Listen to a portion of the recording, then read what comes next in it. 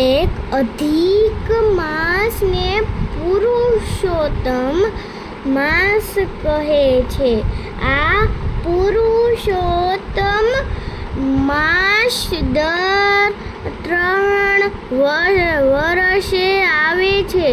ત્યારે ઘરડાની સ્થાપના કરવામાં આવે છે. આ સ્થાપન પાસે ધીનો અખંડ દીવો બાળવો. સવારે વહેલા ઉઠીને નદીએ સ્નાન કરવા જવું. પછી ઘેર આવીને ઘરડાનું પૂજન કરવું.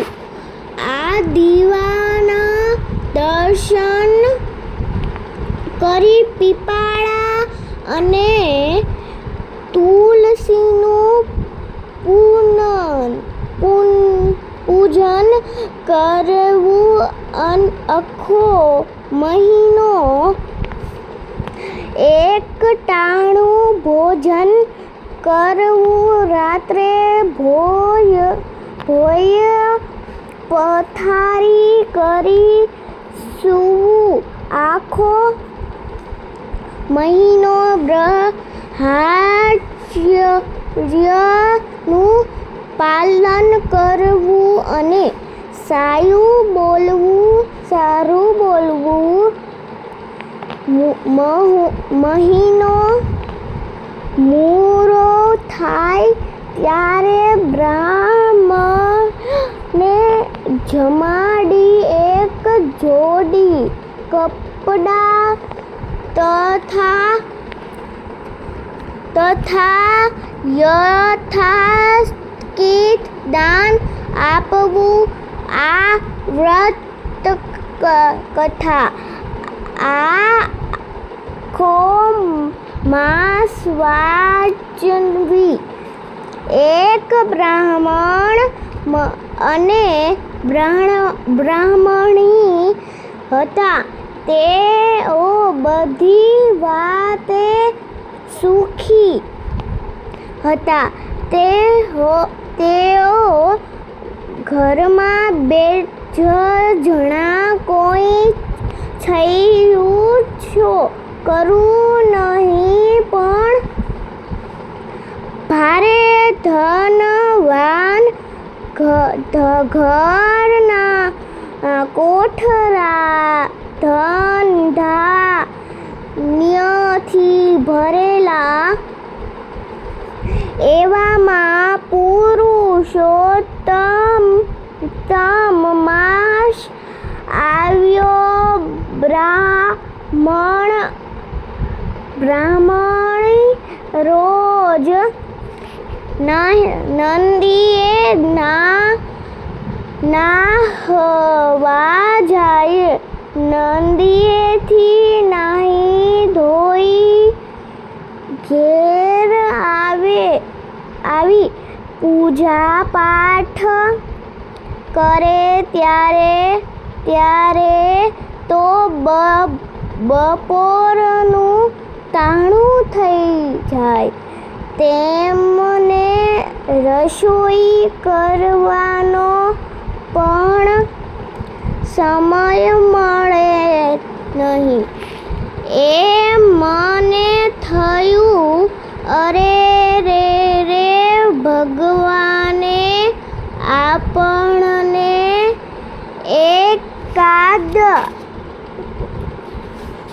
એકાદ દીકરો આપ્યો હોત તો કેવું પારું. એને પરણાવીને વહુ લાવતો અને તેવું આપણા માટે રસોઈ તૈયાર કરી રાખે. પણ દીકરા વગર વહુ લાવવી ક્યાંથી? બ્રાહ્મણે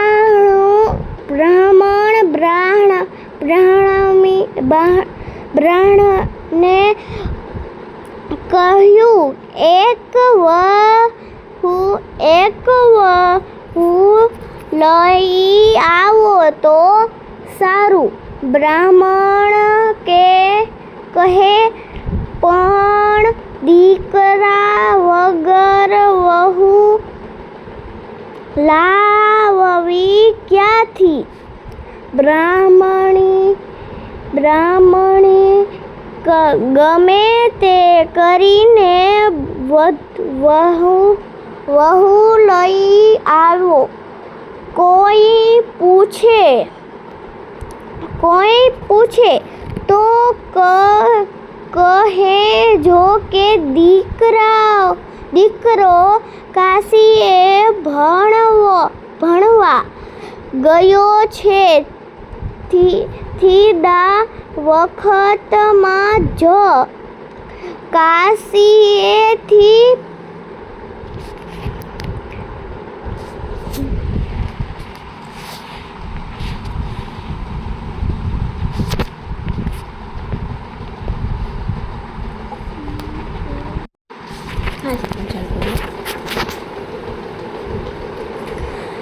કાશીએથી ભણીને અને પંડિત બનીને પાછો આવશે.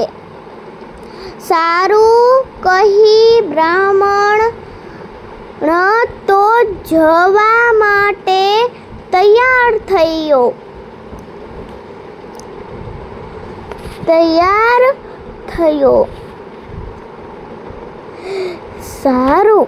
સારું રહી બ્રાહ્મણ તો તૈયાર થવા લાગ્યો. બ્રાહ્મણીએ એને ભાતું બાંધી દીધું. બ્રાહ્મણ તો ભાતું લઈ વહુ શોધવાની કડી પડ્યો. એક ગામથી બીજે ગામ અને બીજે ગામથી ત્રીજે ગામ આમ તે ચાલ્યો જાય છે, પણ તેને કોઈ સારી ન્યાય મળી નહીં. આમ ફરતા તે બ્રાહ્મણ એક ગામમાં આવી પહોંચ્યો. આ ગામના બ્રાહ્મણને એક દીકરી હતી. તે ખૂબ જ રૂપાળી અને ગુણવાન હતી. બ્રાહ્મણે ગામમાં તે છોકરીના વખાણ સાંભળ્યા. તેના ઘેર ગયો. ત્યાં જઈ તેણે કન્યા માટે માંગું નાખ્યું અને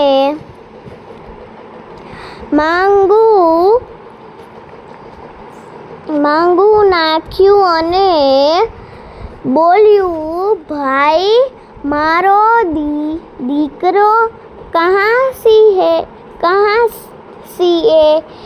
ભણવા ગયો છે.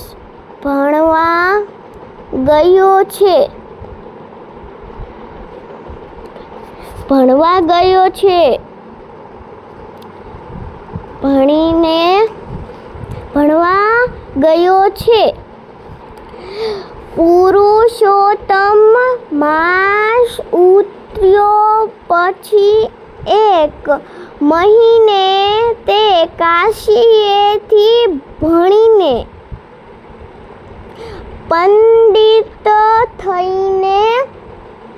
પંડિત થઈને પાછી આવશે.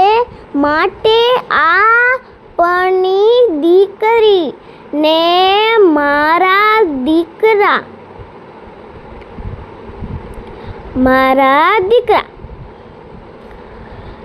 સાથે પરણાવો.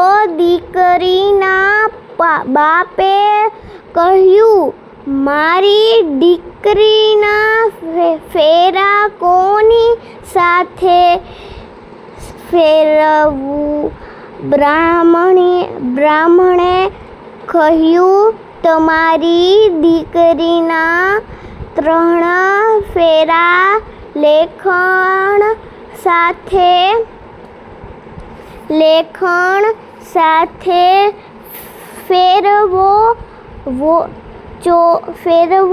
ચોથો ફેરી બાકી રાખો.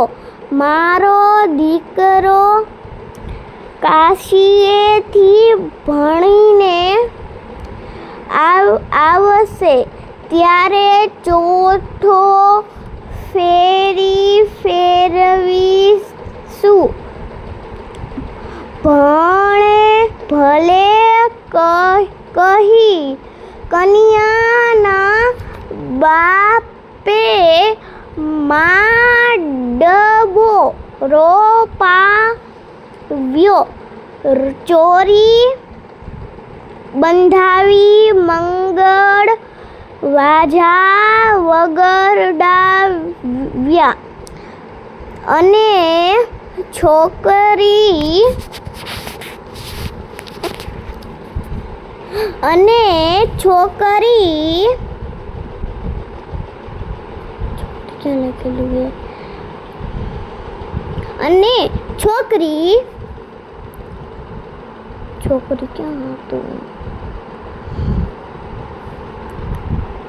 છોકરીને લેખણની સાથે 3 ફેરા ફેરવી બ્રાહ્મણની સાથે વિદાય કરી.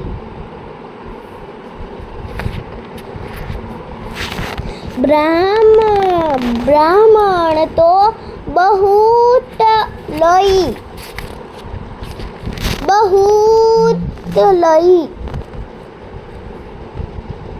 બ્રાહ્મણ તો વહુને લઈ ઘેર આવ્યો. વહુને જોઈ બ્રાહ્મણી તો રાજી થઈ ગઈ. બ્રાહ્મણીને તો વહુને ઘરનું બધું સોંપી દઈ. પોતે નદીએ નાહવા ગયા. આમ દરરોજ બ્રાહ્મણી નદીએ નાહવા જતા અને વહુ રાંધીને રસોઈ તૈયાર રાખે. બંને જ્યાં સેવા પૂજા કરી પછી જમવા બેસે. એક દિવસ એવું બન્યું કે બ્રાહ્મણ અને બ્રાહ્મણી નદીએ નાહવા ગયા અને વહુ પડોશણને ઘેર દેવતા લેવા ગઈ. તે બોલી, કાકી, આજે દેવતા બુઝાઈ ગયો છે. જરા આપો ને. પડોશ શણ કહે વહુ ઊભી રહે, દેવતા આપું છું. પણ પહેલા એ તો કહે કે તું કોની સાથે પરણી છો? તારી પતિ કોણ? વહુએ કહ્યું, કાકી, આ મના દીકરા સાથે. અરે એમને દીકરા જક્યા છે, એ તો વાજીના છે. નાના કાકી, એમનો દીકરો તો કાશી એ ભણવા ગયો છે.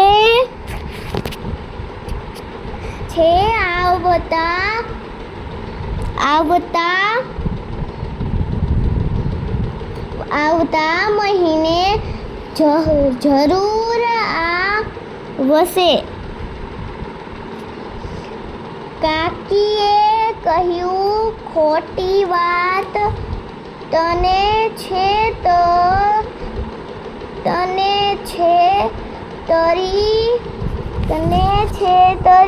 છે. એ મને તો કોઈ દીકરો છે જ નહીં, એ તો વાજિયા છે.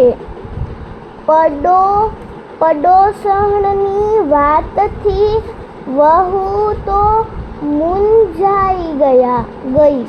તે ઘેર આવી રડવા બેઠી.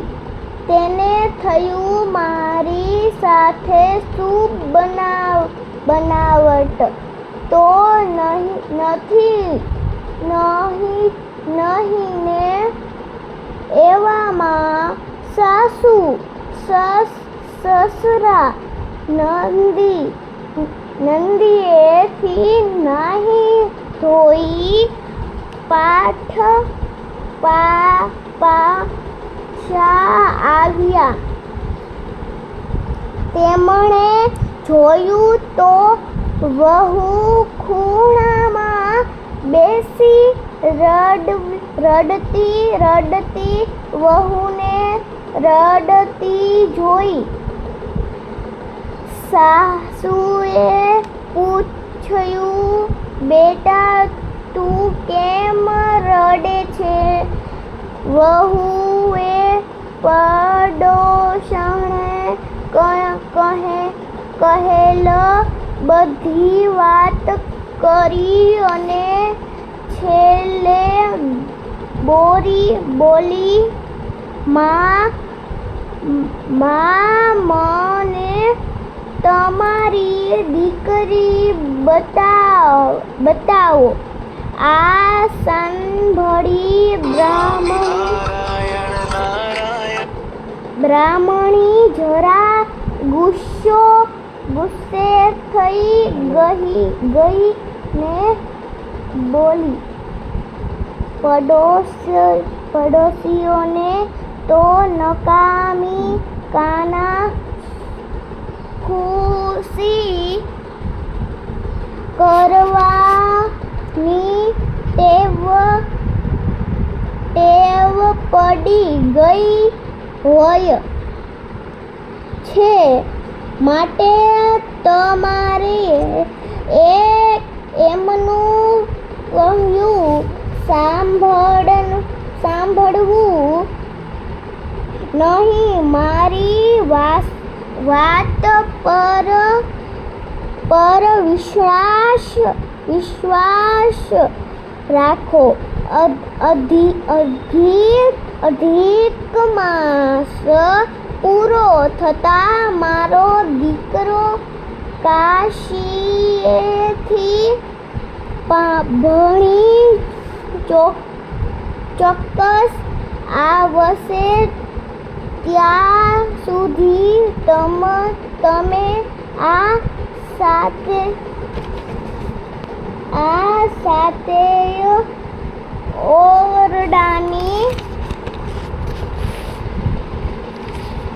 ઓરડાની ચાવીઓ સંભાળો.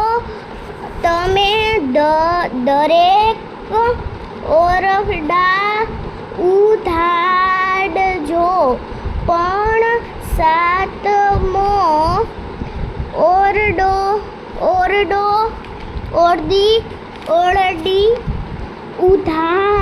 ઉઘાડતા નહીં. બ્રાહ્મણીએ સાતમા ઓરડામાં પુરુષોત્તમ ભગવાનનું સ્થાપન કરેલું. તેથી વધુને એ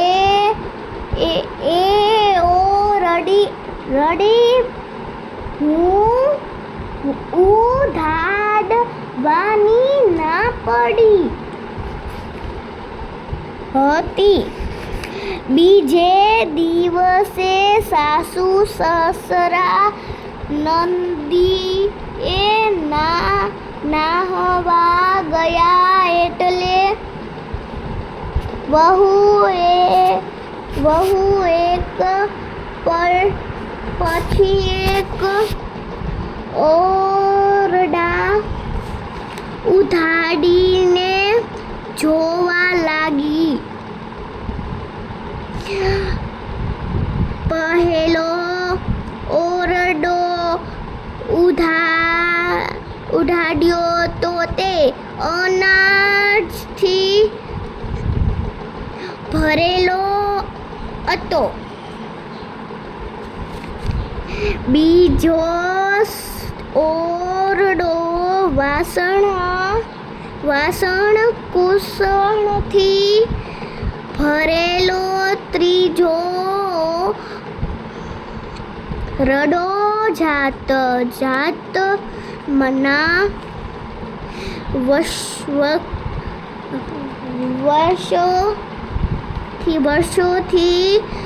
ભરેલો. ચોથો ઓરડી સોના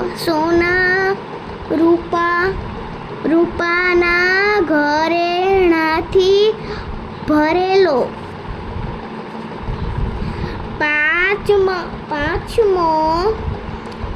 પાંચમો ઓરડો સુવર્ણ મુદ્રાઓથી ભરેલો. રતો ને છથી ઓરડી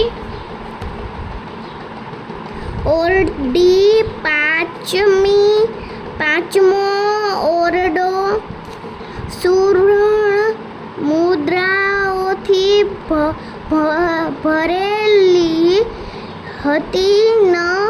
છઠ્ઠી ઓરડી હીરા મોતીથી ભરેલો.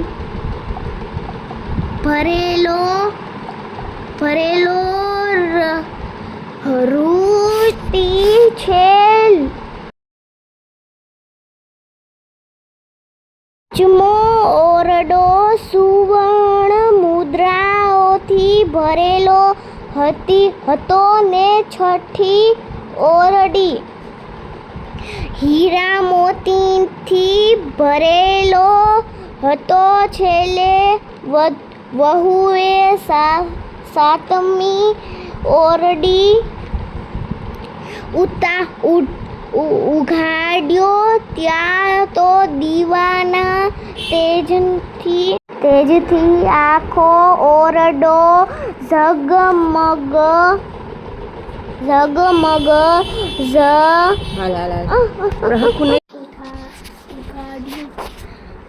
ઉઘાડ્યો. ત્યાં તો દીવાના તેજથી આખો ઓરડો ઝગમગ ઝગમગ થઈ રહેલો અને દીવાને અજવાળે એક પુરુષ પોથી વાંચે. આ પુરુષે પીળું પીતાંબર પોથી વાંચે. દીવાને અજવાળે એક પુરુષ પોથી વાંચે. આ પુરુષે પીળું પીતાંબર પહેરેલું, રેશમી ઉપરણું ઓઢેલું હતું, ગળામાં સોનાનો હાર લટકતો હતો.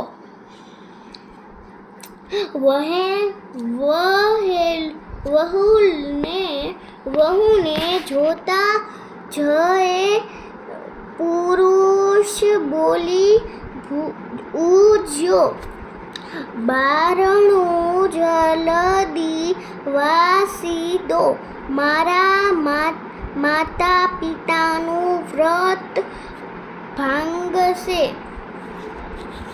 પુરુષોત્તમ અહીંનો પૂરો થયા પછી જ મને બોલાવજો. પછીને ચોથો ફેરી તમારી સાથે ફરીશ અને પરણીશ. વહે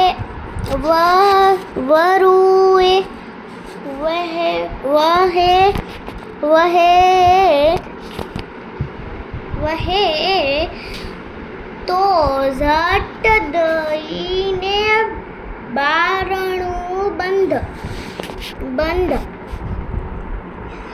કરી દીધું. એના મનમાં હરખ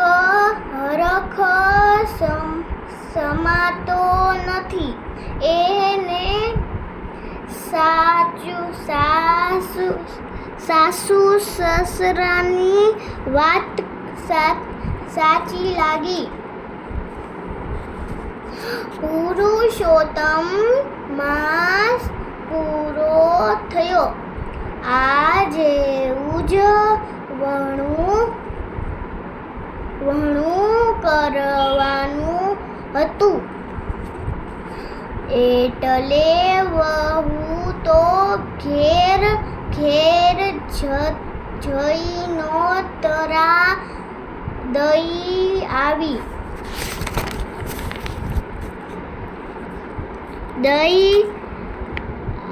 થોડી વારમાં બ્રાહ્મણો આવ્યા.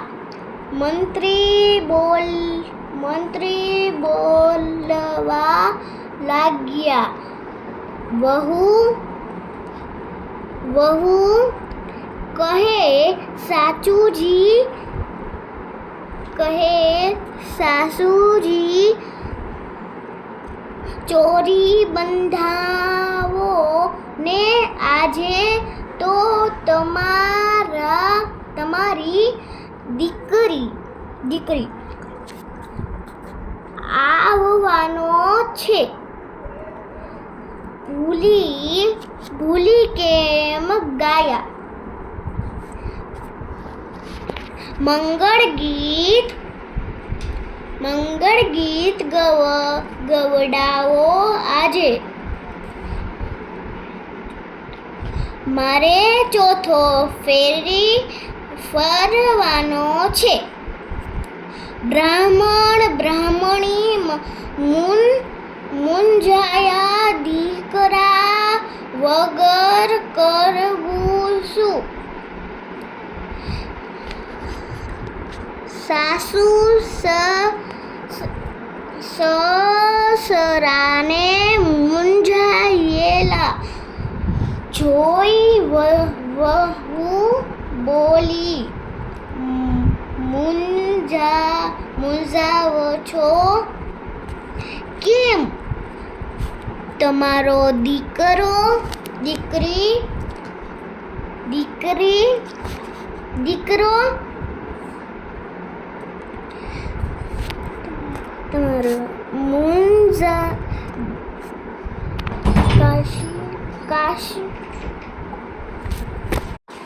કાશીએથી ક્યારના આવી ગયા છે અને સાતમા ઓરડામાં પોથી વાંચે છે. એમણે મને કહેલું, મારું નામ પુરુષોત્તમ દાસ છે. મને છેલ્લે દિવસે બોલાવજો એટલે હું આવીશ. સાસુને તો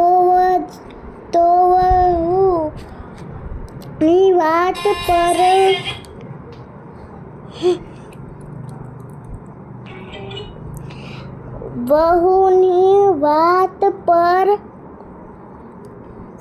વિશ્વાસ બેઠો નહીં, છતાં વહુની ખાતર તે સાતમા ઓરડા પાસે ગઈ અને ઓરડો ઉઘાડ્યો. પછી બૂમ પાડી, બેટા પુરુષોત્તમ, બહાર આવો, સમય થઈ ગયો છે. થોડી વારમાં પુરુષોત્તમ ભગવાન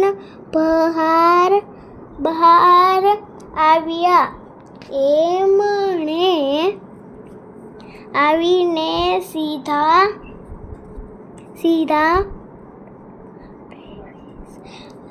મંદિરમાં પ્રવેશ થયા. ક્યો માં બાપને ભેટી પડ્યા અને પરણવા બેસી ગયા.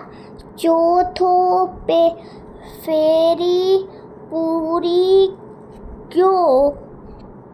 લગન ધામધૂમથી ઉજવાઈ ગયા. બ્રાહ્મણી દીકરા વહુને જોઈ રાજી થઈ ગયા. આખા નગરમાં પણ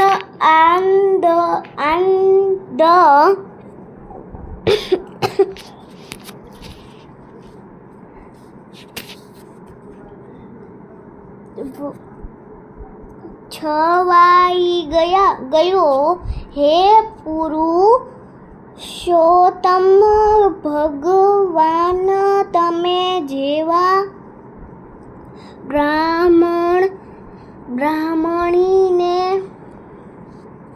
બ્રાહ્મણીને ફળ્યા તેવા તમારા વ્રત કરનાર કથા વંચનાર સાંભળનાર સૌને ફળજો. ઓમ નમઃ ભગવતે વાસુદેવાય નમઃ.